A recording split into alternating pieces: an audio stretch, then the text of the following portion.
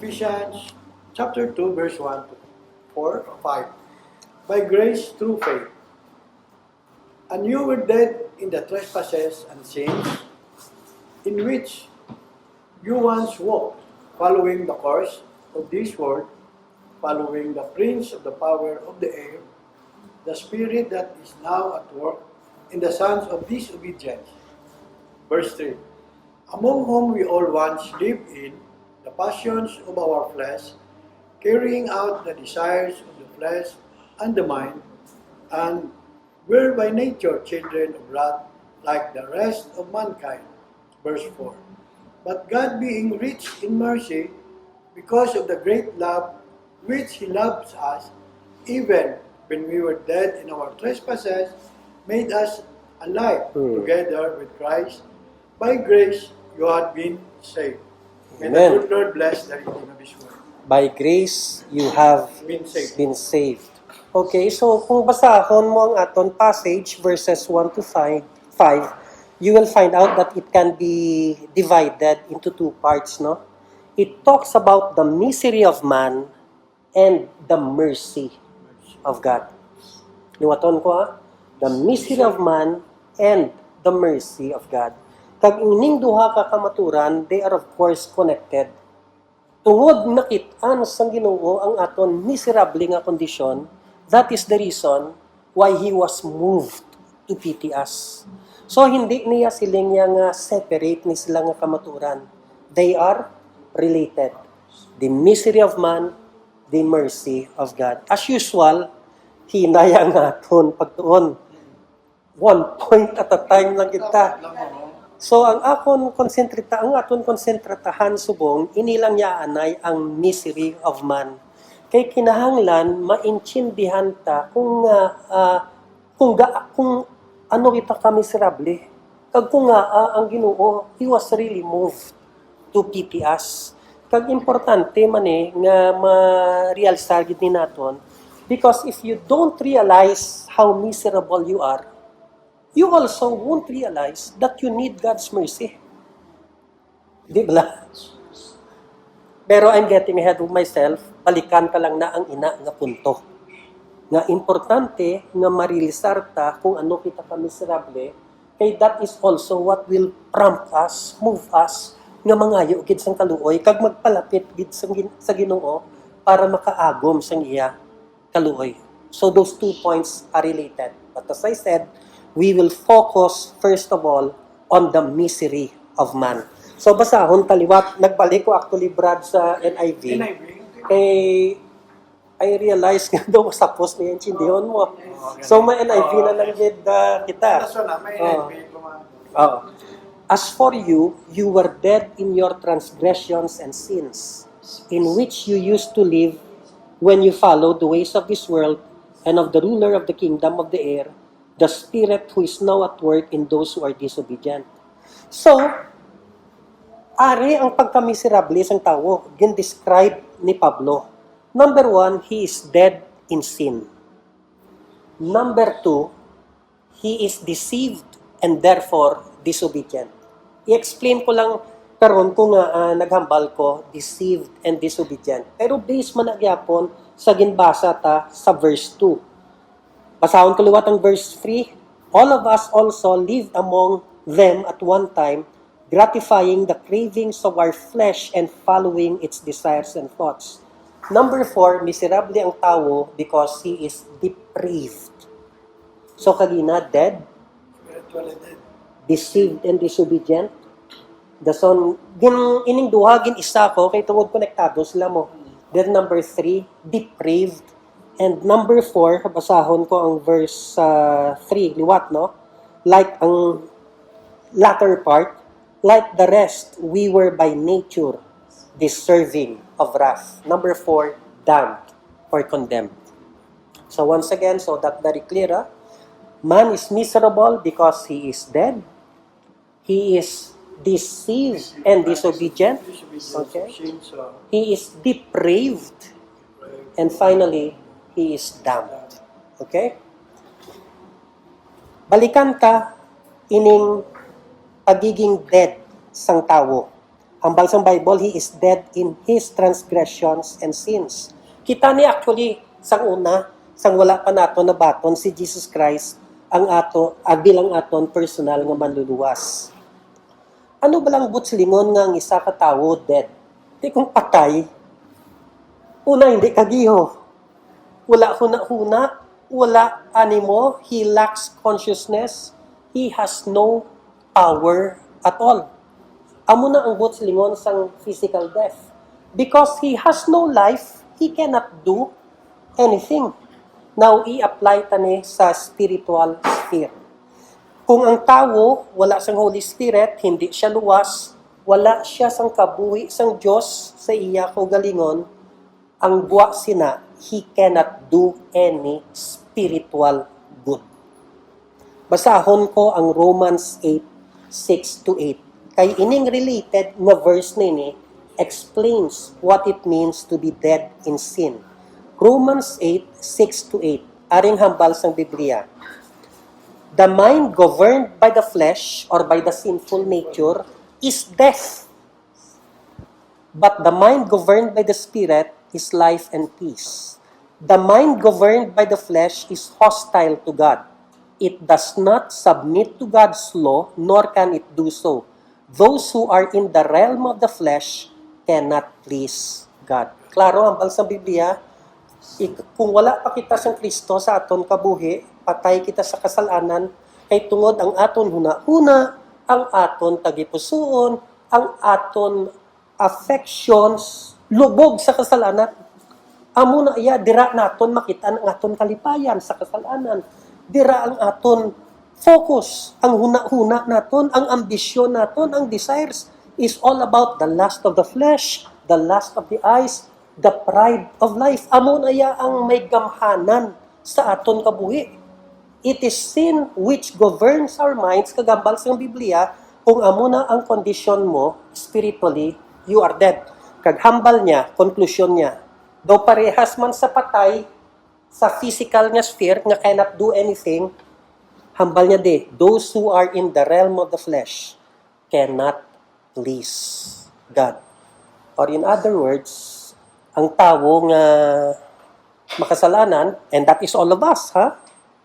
Nga wala pa sang Holy Spirit, wala pa sang Kristo, wala pa sang kaluwasan, wala kita sang ikasarang para luwason ng aton kaugalingon because in the first place, we cannot do anything to please God.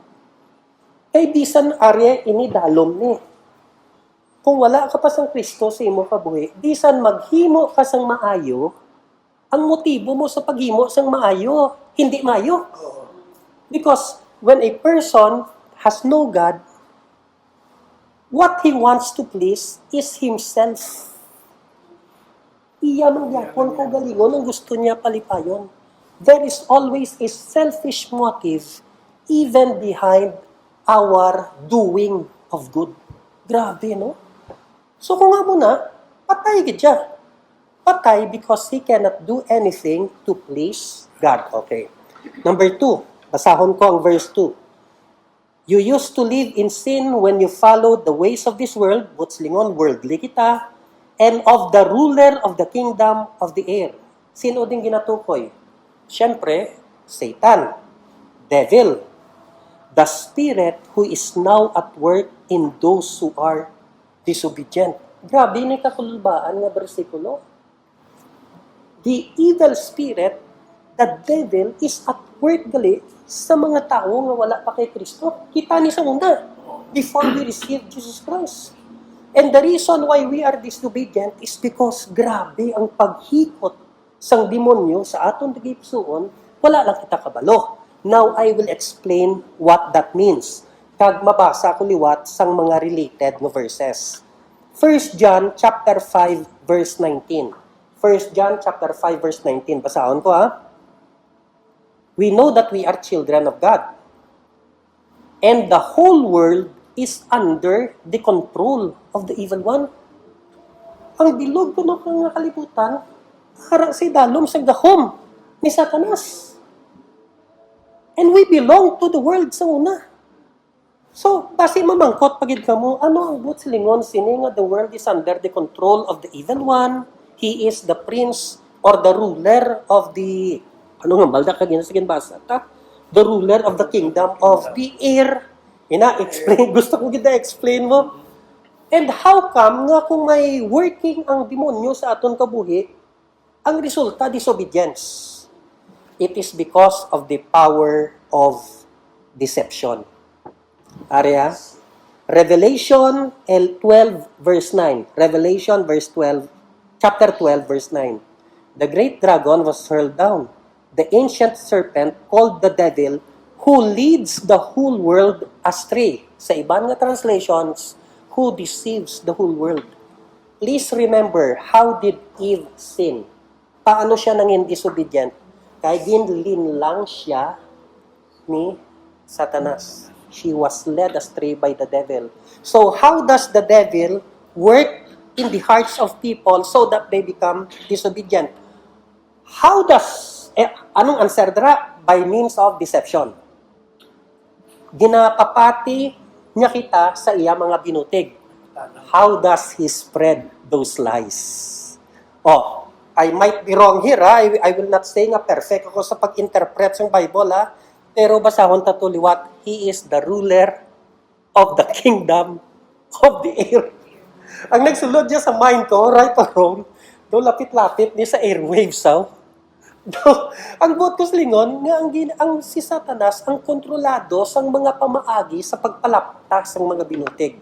Whether it is the radio, the TV, gossip, false teaching, social media, whatever, it is Satan who is in control of that. Kag ina siguro, by means of your personal experience, you can verify this. Nga ang mga satanic lies, mga false teachings, mga demonic teachings, ginapalakta by many means. And Satan is in control of all that. And the result, kay tungod ang mga huna-huna, sang mga kabataan, sang tanan-tanan, napunan sining mga false teachings, social media, everything, they are deceived, and they become disobedient. So, the way Satan worked in us today, in the whole world today, is the same way he worked in the case of Eve. Walang pinagkaiba. Ginpadayon niya lang ang ginsuguran niya sa una. That's why I said, kamiserable sa aton kondisyon because Satan is in control of the world because he is in control of the means of propagating his lies. Grabe, no? So, kasubo, paano naton, how can we embrace the truth if our minds are controlled by the lies of the devil? Pag hindi man natin basta-basta mabag-o, okay siya yung nag-control. That is our miserable condition. Number 3, ari pagid, basahon ko liwat, ha? Ang ari nakita sa verse 3 sang chapter 2. All of us also lived among them at one time. Kita man mismo children of disobedience, gratifying the cravings of our flesh and following its desires and thoughts. Number 3, man is miserable because he is depraved. Kaya ang iya tagipusoon, maybe it's also because of the lies of Satan, puno itsang ginatawag na lust or cravings of the flesh. Aring hambal sang Biblia, we interpret the Bible by means of the Bible. That's why nga nag-cite ako sa mga related verses. John chapter 8 verse 44. Anong hambal sa Biblia? Jesus nagambal, you belong to your father, the devil.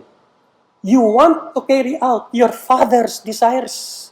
Grabe, ang desires ni Satanas ara gali sa tagipusoon naton sang wala kita na luwas. Padayon ko sa pagbasa, he was a murderer from the beginning. So inagaling mga hatred, nga mga desires, murder, the desire to oppress, to kill, to be cruel, etc. Na-inherit lang sa aton amay nga si Satanas, inayas ang bagot nato nakilala si Kristo before we became children of God. There is no truth in him. When he lies, he speaks his native language. He is a liar and the father of lies. And like father, like sun. So, amo kita na sang una. Our heart is corrupt, our heart is sinful, our heart is wicked, it's full of lust, it's full of hatred, it's full of lies. When we are like that, how can we be saved? By means of our own strength lang. Paano kita maluwas? Okay. Basta may magambal, hindi, wala ko na yagi na panghimo. Way man ko gapamatay, way man ko gapang rape, wala man ko.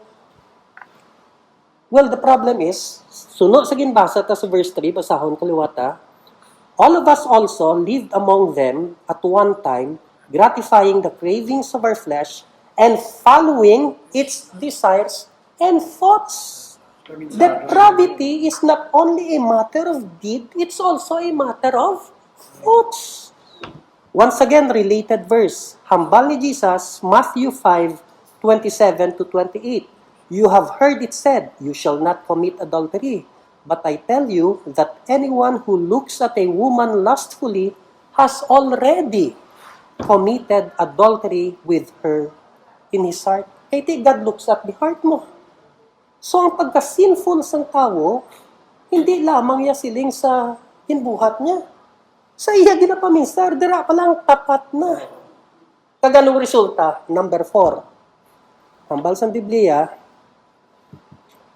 balik ka sa verse 3, like the rest, we were by nature deserving of wrath.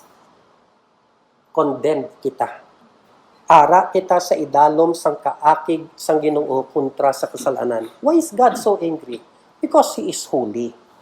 Holiness cannot dwell with wickedness. So we are under the condemnation of God because He is a holy God and we are sinful beings. Hambal sa Romans 6:23. The wages of sin is death. Diba si magambal ang iban exempted ko da. Yeah. I am talking all those who have not yet received Jesus Christ as their Savior. Hambal sa iban exempted ko na. Yeah. I am not under the wrath of God. Hambal sa Romans 3:23. For all have sinned and fall short of the glory of God. Tanan gid gali. Tanan gidya. Oh, tanan gidya under. Tanan gidya wala nakalambot sa pagkabalaan sang Dios.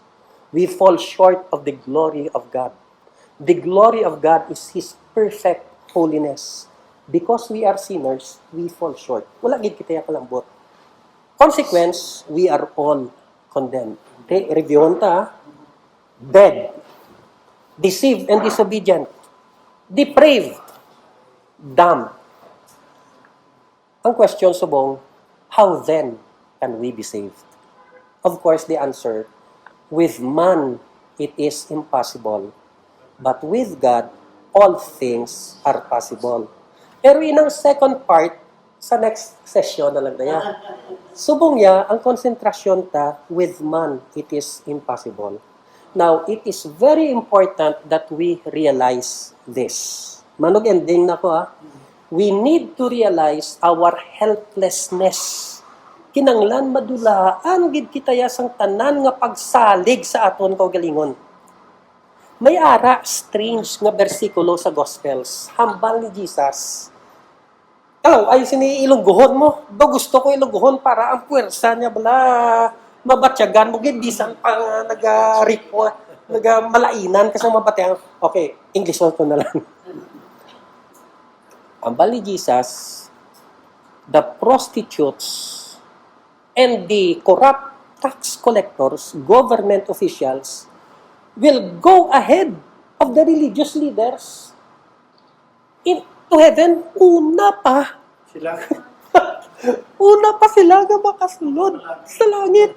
The question is, why? Balam no, nag-Bible study ko sa isa ka grupo, ginambal ko ni, di nila yung maintindihan. Hindi nila maintindihan na ano na yaman. Mga prostitutes na, mga corrupt na tax collectors, mauna pa sila sa langit. But when you read the Bible, remember Mary Magdalene, remember Zacchaeus, ang tax collector, hari pa get, i-explain ko na in a little while. Dumduman mo tong kwan, dumduman mo tong parable ni Jesus sa publican and the Pharisee. Atong Pharisee, palapit gid siya sa altar kag Lord, nami gid ko ya naga-tithes ko, nagahimo ko maayo. Maayo lang Ginoo, hindi kaya parehas sa tong isa to ato sa likod bala. Sino tong ara sa likod? Tax collector. Hambal naman tuya sang tax collector, Lord, have mercy on me, a sinner. Kag ang konklusyon ni Jesus, amo tuya ang naluwas. Ato yung isa, nga damo sang kayuhan nga ginimo, wala naluwas. Isa lang, the thief on the cross. Hambal ni Jesus sa iya, today you shall be with me in siya ya palangit. Nga, kay ginhambalan niya ang iya upod, ina siya matarong, kitaya hindi. Ginako niya nga makasasala siya. Repentance. Balik kita sa prostitutes and tax collectors. Nga mauna sila because they realized they were sick. They were sick na and humble ni Jesus sa Luke 5:31 to 32. Luke 5:31 to 32. It is not the healthy who need a doctor, but the sick. I have not come to call the righteous, but sinners to repentance. So, why is it important nga ma-realize gid naton ining gintunan ta nga helpless gid kita? Because when you realize you are helpless, you become desperate. And when you become desperate and humble, you find God. Amo na ang tion nga mapalapit ka na gid sa Ginoo kag mangayo sang iya kaluoy. Samtang wala mo na realisar, parehas ka to sang proud nga Pharisee. Ha, tuluka ko Ginoo nami gid sa akon. Paano maluwas ang muna klase nga tawo? Pero ang prostitute kag ang tong tax collector, kabalugid sila ya. Kabalugid sila ya nga makasasala sila. They know that they need a doctor. Tagtagaan mo lang sila tsansa magpalapit sa doktor kag mangayo bulong madalagan na. Una sila, madalagan sila mo. Ini ang iban nga abi nila righteous sila. Ati mahinay-hinay na kiti. Nga pa, hindi mahubal, hindi pa man ni maayo pa man kondisyones ko. That is the importance of our lesson for tonight. So, dira lang ako matakop, ha? It is the sick that needs a doctor. May God bless our devotional for tonight. Thank you, Tony. Wow.